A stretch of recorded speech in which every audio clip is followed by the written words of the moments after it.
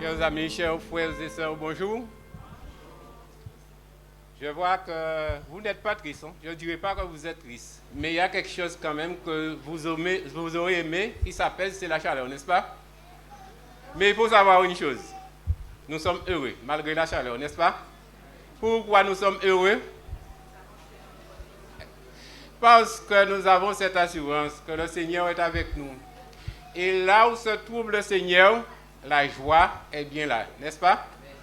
Et la joie que nous donne la présence du Seigneur, eh bien cela dissipe la chaleur. C'est étonnant? C'est pas étonnant, c'est une réalité. Tant que nous croyons que le Seigneur est parmi nous, eh bien nous avons avec nous l'abondance. Il l'a dit, il l'a promis. Et ce n'est pas sans effet, c'est promesse, parce qu'il a dit qu'il allait venir, qu'il est venu. Et il a dit bien que je suis venu afin que mes brebis aient et qu'elles soient dans l'abondance. Nous avons tout ce qu'il faut, n'est-ce pas? Alors mettons à côté cette idée de chaleur et avançons avec la grâce de Dieu. Bien, alors aujourd'hui, vous savez, c'est la journée de la gestion chrétienne de la vie. Je précise, gestion chrétienne de la vie. Et cela doit continuer aussi demain, parce que le message qui vous sera présenté demain, ça va dans le sens de la gestion chrétienne de la vie. Qu'est-ce que cela représente pour vous, la gestion chrétienne de la vie? Quel verbe qui apparaît? Nous devons le souligner. Gérer. Gérer après ça, qu'est-ce que nous voyons? Nous devons gérer en tant que chrétien. Dieu nous a mis à part et nous a confié des responsabilités, n'est-ce pas? Et nous devons pouvoir, par la grâce de Dieu, gérer bien les affaires de Dieu. Il nous a donné en premier lieu la vie. C'est précieux, la vie. Et nous devons gérer ça de manière à ce que Dieu soit glorifié. Il nous a donné aussi des talents, du temps. Il nous a donné des ressources que nous devons gérer. Il nous a donné aussi la responsabilité de nos semblables. Nous avons des responsabilités et nous devons gérer ça pour la gloire de Dieu. Et nous ne pouvons gérer ça que si nous sommes sur la direction du Saint-Esprit de Dieu. Alors le message de ce jour est intitulé « Il est temps de nous réveiller ». Alors vous avez remarqué que Josué a parlé beaucoup de réveil ce matin. Et je crois que cela vient du Saint-Esprit de Dieu, vient de Dieu parce que depuis pratiquement 2 ans, Dieu nous lance cet appel au réveil. Et cela pratiquement tous les jours. Alors, si Dieu nous dit de nous réveiller, pourquoi il nous dit de nous réveiller? Qu'est-ce qui se passe en réalité lorsqu'il nous demande de nous réveiller? C'est qu'on dort. On dort. Et nous avons cette petite illustration au niveau du message qui nous montre qu'il y a un réveil. Et que ce garçon-là se réveille, et lorsqu'il se réveille, il se rend compte qu'il est déjà très tard. Alors c'est grave ça ou pas grave? C'est grave, pourquoi c'est grave? Il est en retard. Qui voudrait dire encore autre chose? Jésus a bien précisé dans ce qu'il a présenté, nous devons nous réveiller parce que nous avons des choses à faire. Nous avons un ministère à remplir et nous devons nous réveiller pour pouvoir remplir ce ministère-là. Et nous devons bien souligner ça, c'est important parce que Dieu nous demande de nous réveiller. Pourquoi il nous demande de nous réveiller encore?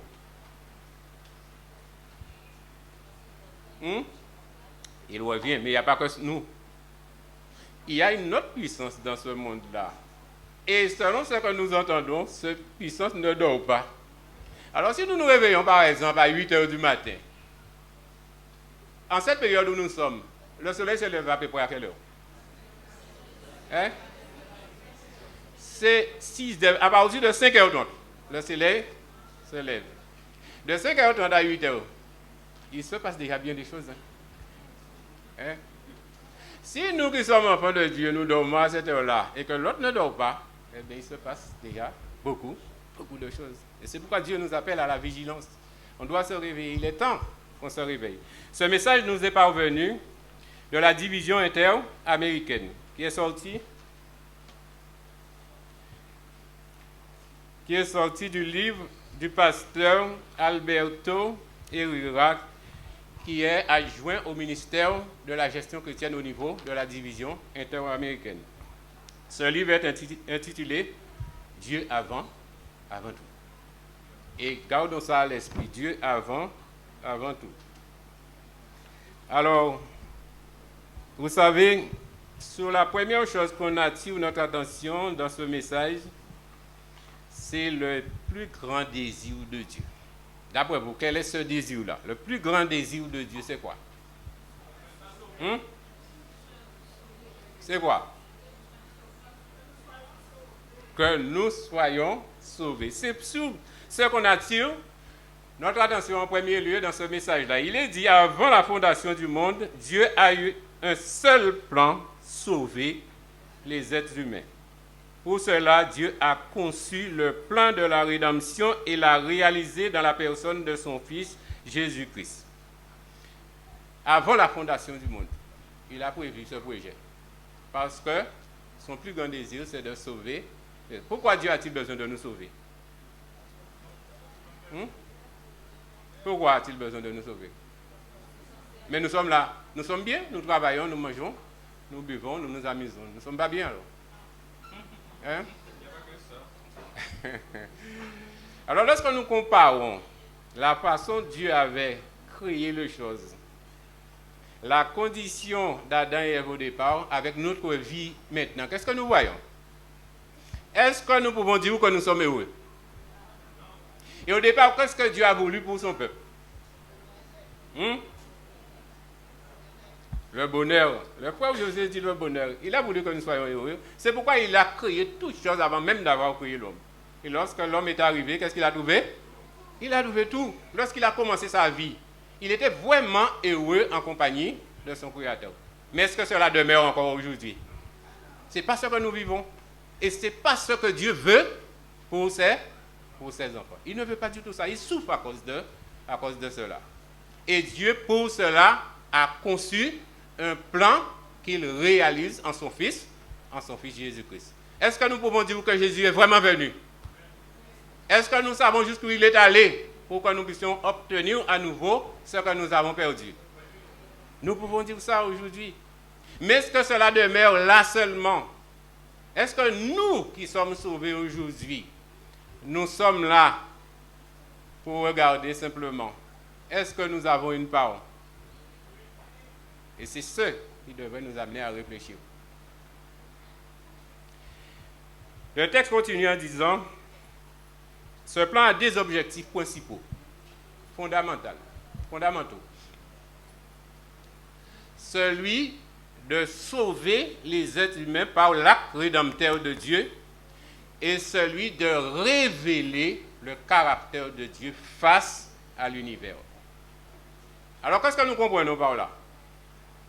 La mission, le ministère que Christ est venu accomplir sur la terre, c'est d'abord pour sauver les êtres humains, mais aussi pour révéler le caractère de Dieu. Pourquoi Dieu veut-il révéler son caractère face à l'univers?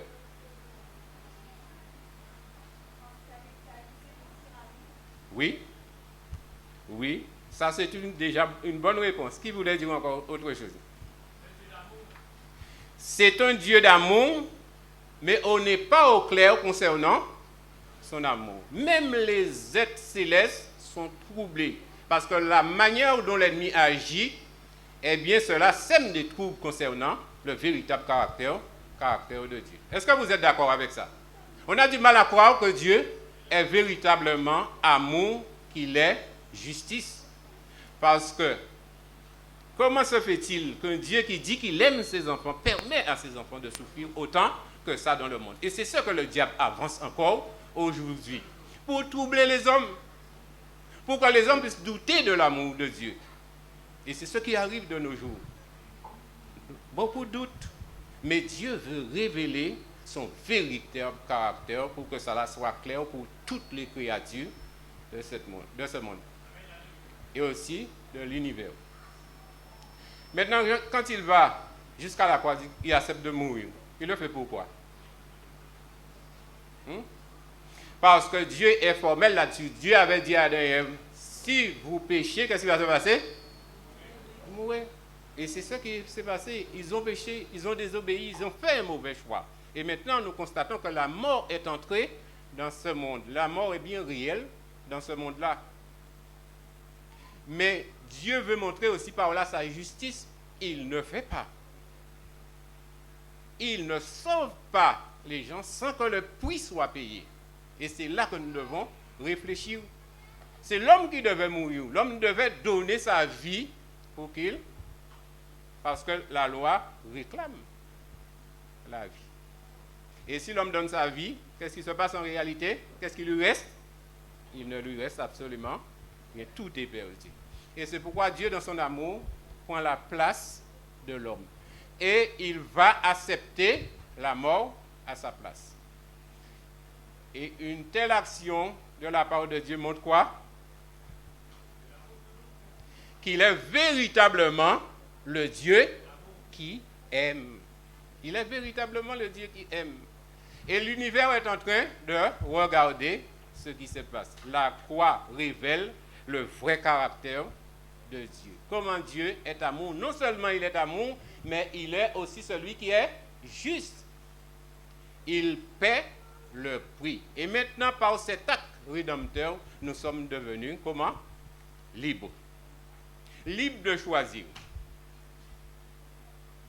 Et il nous propose, il révèle la bonne nouvelle du salut pour tous ceux qui veulent avoir part avec lui. On doit aller vite parce que l'heure va très vite. Il est dit dans ce message que dès que Marie fut avertie qu'elle avait été choisie pour être la mère du Sauveur, le nom de l'enfant lui fut indiqué. Jésus.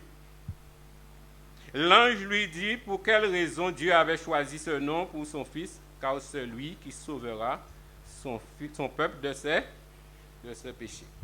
Alors, c'est un point très important que nous devons là aussi souligner. Dès que Marie fut choisie, l'ange ne la laisse pas ignorante.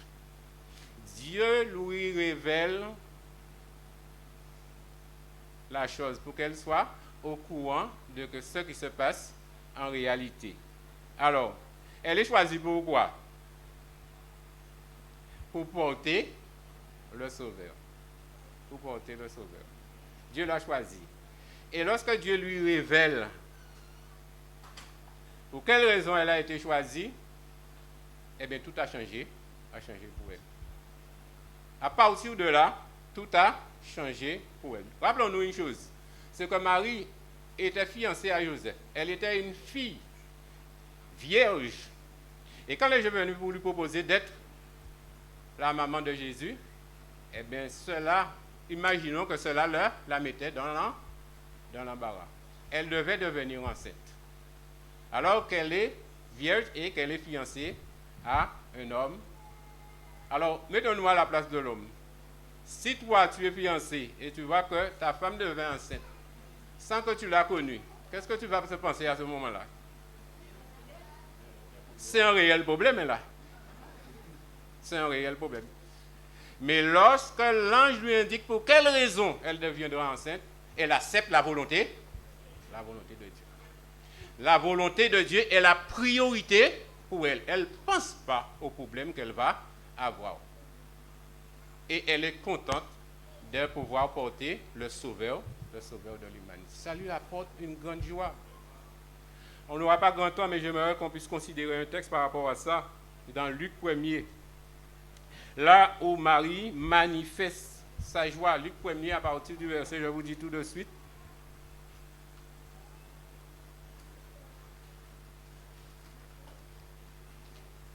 Cherchons Luc 1er.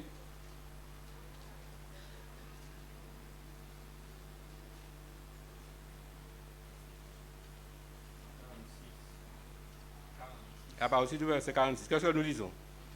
Allons-y. Parce que le temps est en compétition avec nous.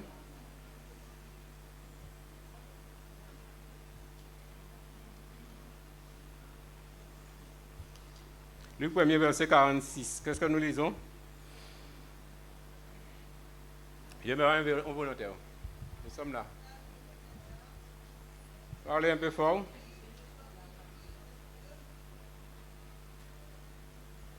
Qui lit? La personne qui lit. Je l'invite à se mettre debout pour lire assez fort.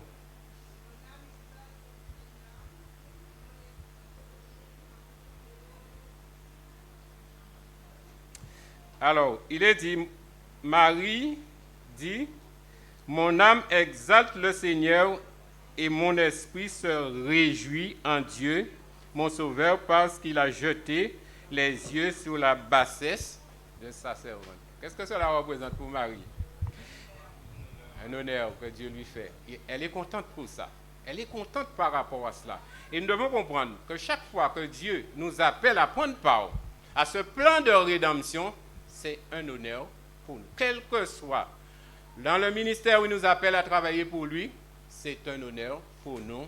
Et lorsque nous l'acceptons, nous acceptons cette proposition de Dieu, cela nous apporte la joie. Et Marie n'est pas restée, elle est partie bien rapidement pour aller partager ça avec Élisabeth. Élisabeth, pourquoi? Parce qu'elle était vraiment satisfaite de savoir que Dieu l'a choisi pour prendre part à son ministère. C'est très important pour nous de comprendre ça. Et Dieu nous appelle chacun de nous à prendre part à ce ministère-là. Et lorsque nous acceptons, c'est une grande joie que cela nous apporte pour prendre part au ministère de Dieu. Alors, il y a beaucoup de choses, mais nous n'allons pas pouvoir dire tout, mais il est dit, je vais dire rapidement cela, parce que c'est important. Dieu voulait et veut toujours qu'à chaque fois qu'on mentionne le nom de Jésus, on se rappelle son désir de sauver les pécheurs. À chaque fois qu'on mentionne le nom de Jésus, qu'on se rappelle son désir de sauver l'humanité. Alors, c'est très important pour nous. À partir de là, tout ce que fut le Messie fut motivé par son désir de sauver le monde. Il dit à Jacques, aujourd'hui le salut est venu pour cette maison. Au jeune homme riche, il dit, si tu veux entrer dans la vie, observe les commandements. Et à Nicodème, si un homme ne naît de nouveau, il ne peut entrer de là dans le royaume de Dieu. Quand Dieu nous invite à prendre part, déjà cette grâce qu'il a accomplie pour chacun de nous, qu'est-ce qu'il nous communique, qu'est-ce qu'il nous apporte, qu'est-ce que nous voyons? Il dit à Jacques, je m'approche de toi, mais c'est la vie qui s'approche de ta maison. Quelle vie? Est-ce que nous ne sommes pas vivants aujourd'hui? Réfléchissons et répondez. Nous ne sommes pas vivants? Nous pouvons nous lever et nous déplacer, aller là où nous voulons. Et Dieu ne nous empêche même pas d'aller là où nous voulons. Nous sommes vivants. Nous pouvons dire que nous sommes vivants, n'est-ce pas? Pour nous, au clair, concernant ça. Pour nous, savez, nous vivons. Mais nous sommes vivants physiquement. Mais qu'est-ce qu'il faut? De quelle vie Dieu parle par là? Il vient apporter la vie dans la maison de Jacques. C'est quelle vie? La vie spirituelle qu'on peut avoir que dans l'union avec Dieu. Et nous devons devenir vivants de cette manière-là pour prendre part à la mission que Dieu a accomplie. Sans cette vie, nous ne pouvons prendre part à la mission que Dieu a accomplie. Il y a beaucoup de vivants. Et remarquez bien, il dit à Nicodème, si tu ne nais de nouveau, tu ne peux pas voir le royaume de Dieu. C'est-à-dire, là où Dieu se trouve, Dieu a établi un royaume sur cette terre. C'est nous, normalement, qui représentons le royaume de Dieu. Celui qui ne fait pas l'expérience de la nouvelle vie ne peut pas voir là où Dieu se trouve. Et Nicodème est qui? Un élite des dirigeants du peuple de Dieu. Ce n'est pas n'importe qui.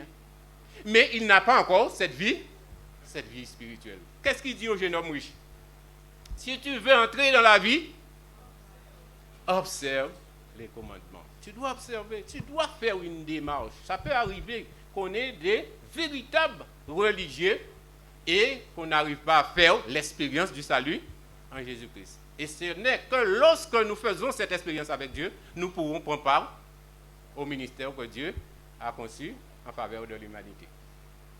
Nous pouvons rester bien longtemps. Et c'est pourquoi Dieu nous appelle à ce réveil-là.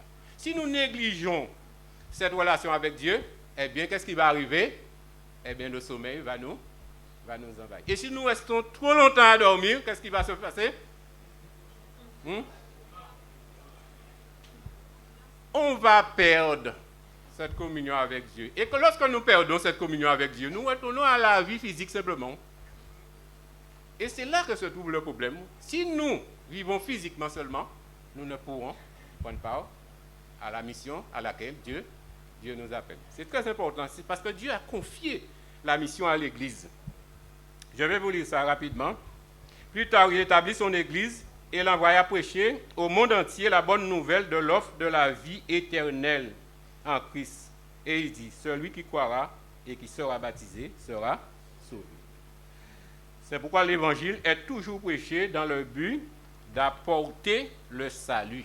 L'évangile est toujours prêché dans le but d'apporter. Ceux qui apportent cette bonne nouvelle, ce sont ceux qui doivent avoir cette vie en eux.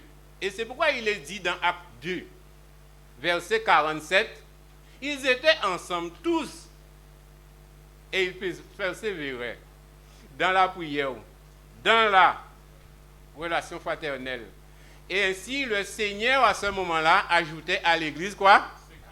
Ceux qui étaient sauvés. Pourquoi il ajoutait à l'Église ceux qui étaient sauvés? Parce que ceux-là, en voyant les disciples, en côtoyant les disciples, eh bien, ils étaient touchés par l'amour. Ils ne prêchaient pas seulement, mais ils donnaient le témoignage pour montrer qu'ils sont véritablement des enfants de Dieu. Qu'ils arrivent par la grâce de Dieu à partager tout ce qu'ils ont. Et tout ce que les hommes recherchent se trouve là. Parce que c'est là que qu'on retrouve Dieu. Alors c'est pourquoi ceux qui sont touchés, alors le Seigneur ajoute à l'Église ceux qui sont touchés. Alors ce sont les vivants spirituellement qui pourront donner ce témoignage-là. C'est pourquoi il est important pour nous de faire l'expérience du salut en Jésus-Christ. C'est très important. Parce que l'Église a cette mission.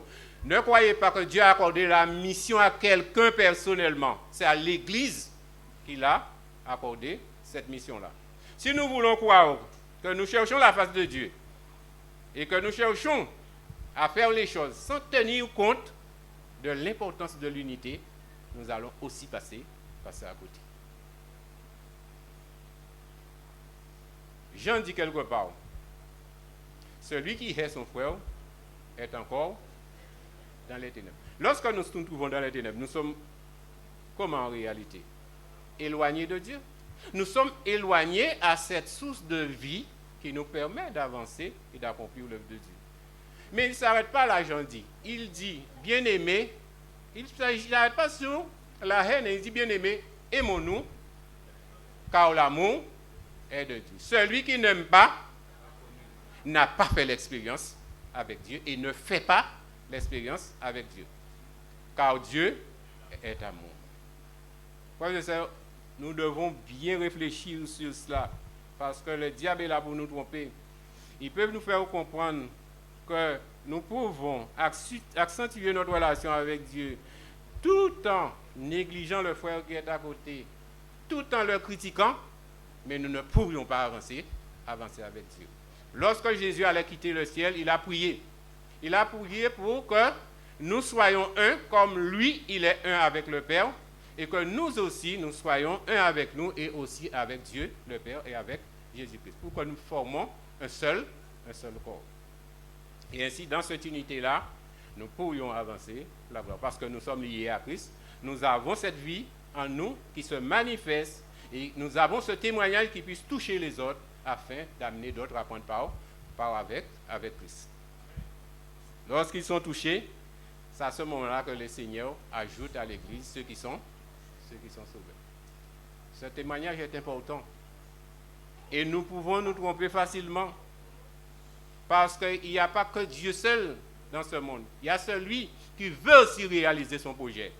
Autant que Dieu veut réaliser le sien, eh bien, l'ennemi veut aussi réaliser son projet. Il fait tout. Et c'est lui le trompeur. C'est lui qui trompe. Et il peut tromper bien facilement si nous ne faisons pas attention. Si nous dormons trop longtemps, nous nous réveillons, à ce moment-là, il peut nous tromper. En vrai, Dieu habite, que nous connaissons. Il ne faut pas nous rester à Casamoun en dehors, recevoir un message. Là, on levé, nous sommes petits moun, nous connaissons ça. Et nous devons chercher fruits, en particulier mango. Là, on levé tout le temps, quand on devons trouver. Hein? Soit on va trouver ça, on ne veut pas. Et bien, soit on va trouver pour le passer, il y a piqué. Là, on levé tout le temps. Après un bon mango, vous trouvez facile. Et si nous passons après celui qui est déjà passé, qu'est-ce que nous avons comme résultat? Et nous devons comprendre ça. Et c'est très important ça. Maintenant, l'heure est presque arrivée. Ouais, c'est arrivé. Bien, alors je voudrais quand même souligner un point. Oui, il est dit, c'est très important pour nous. En pensant à tout cela, chaque adventiste du 7e jour doit s'occuper de sa vie spirituelle en toute responsabilité. Est-ce que vous êtes d'accord avec ça? Individuellement. Chaque adventiste du 7e jour doit s'occuper de sa vie spirituelle en toute responsabilité pour que l'idéal de Dieu s'accomplisse en nous qui sommes sauvés. Oui, ça, nous ne devons pas l'oublier. Et il est dit, cela signifie que tout adventiste doit entretenir sa relation avec Dieu et profiter de tout ce qui le conduit vers le salut en Christ, l'étude de la Bible, la prière personnelle, la présence aux réunions de l'Église, le partage de notre message avec d'autres et la fidélité à Dieu en toutes choses. Oui, ça, il nous faut au moins garder ça à l'esprit. Chacun devrait pouvoir prendre cette responsabilité d'entretenir sa relation avec Dieu pour que nous restons en vie. Ce sont les vivants spirituellement qui pourront donner ce témoignage-là. Alors, pour terminer, le message n'est pas terminé, mais on essaie de prendre les points essentiels. Alors, il est dit là, la question est donc, non, avant ça, il est dit, chaque membre doit reconnaître la grande responsabilité que Dieu a confiée à son Église de préparer le monde pour la venue du Seigneur. La question est donc la suivante. Face à ces grands défis, quelle est la réponse de l'Église? La servante du Seigneur, dans le livre Conseil à l'économe, nous donne des indications plus préoccupantes sur l'état de l'Église aujourd'hui. D'après l'esprit de prophétie, lorsqu'il s'agit de faire quelque chose en faveur du plan de Dieu, il existe dans l'Église 4 catégories de personnes. Nous allons les considérer pour constater où nous en sommes et où Dieu voudrait que nous soyons. Alors, il est dit pour ces 4 catégories de personnes, ceux qui ne font rien en faveur de l'œuvre de Dieu. Ceux qui en font le moins possible. Est-ce que vous comprenez? Ceux qui ne font rien, ceux qui en font le moins possible, et ceux qui font ce qu'ils doivent faire, et aussi ceux qui font plus qu'ils doivent faire. Alors, j'aimerais quand même que si cela peut aider la sœur qui doit prêcher demain, de reconsidérer ces 4 catégories de personnes, parce que normalement, elle doit adresser un appel aux gens à se consacrer avec les talents, les dons et tout ce que Dieu leur a confié. Alors, ça serait peut-être une bonne chose si elle considère ces 4 points-là pour appeler l'Église à considérer sa responsabilité vis-à-vis de Dieu. Et pour terminer, la conclusion nous dit quoi? Alors, il est dit, enfin, le réveil fera du bien à tous. Nous avons besoin de plus de prières, de plus de jeûnes, plus de veillées spirituelles et plus de recherche de la puissance de l'Esprit Saint. Mais comment savoir si tout cela est accepté de Dieu? Si cela produit une réforme dans notre vie, c'est qu'il s'agit d'un véritable réveil qui vient de Dieu. Alors, il faut plus quoi? Plus de prières, plus de jeûne, plus de veillée spirituelle, plus de recherche de la puissance de l'Esprit Saint. Alors, si on veut savoir si cela vient de Dieu, eh bien seulement si cela produit un véritable réforme dans ceux qui agissent ainsi. Certains d'entre nous, membres de l'Église, doivent se réformer et cesser de faire des choses qui, nous le savons, ne plaisent pas à Dieu. D'autres doivent commencer à faire des choses qu'ils ne font pas et que Dieu leur demande de faire. Cette réforme n'est pas un programme de l'Église, mais chacun individuellement doit demander à Dieu de la réaliser dans sa vie sous la direction du Saint-Esprit. Ouais. Vous avez bien compris ça? Alors c'est important pour nous de comprendre l'appel à nous réveiller. Parce que si nous continuons à dormir, c'est vrai que l'ennemi va réaliser son plan et nous serons les grands perdants. Que Dieu nous bénisse et qu'il nous aide à comprendre ces choses et que nous nous disposons à nous laisser diriger par son Saint-Esprit afin que l'Esprit nous prépare et que nous soyons véritablement des gens qui vivent pour pouvoir accomplir la tâche que Dieu nous a confiée. Nous allons nous arrêter.